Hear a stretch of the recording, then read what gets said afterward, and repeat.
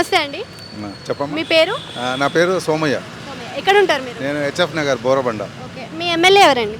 మా ఎమ్మెల్యే మన నవీన్ యాదవ్. నవీన్ యాదవ్. మీ కార్పొరేటర్ ఎవరు? మా కార్పొరేటర్ మీరు?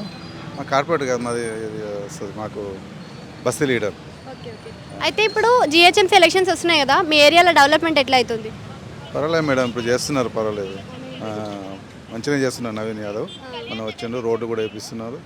కొంచెం వాటర్ ప్రాబ్లం లేకుండా టైం టు టైం వదులుతున్నారు మేడం.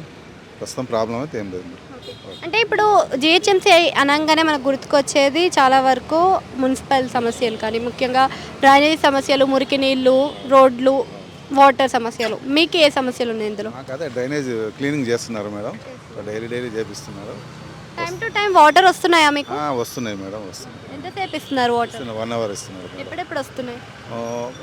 నైట్లో ఇస్తున్నారు, ఒక్కొక్కసారి నైట్లో ప్రాబ్లం అవుతుంది మేడం. అది డేలో చేస్తే బాగుంటుందని.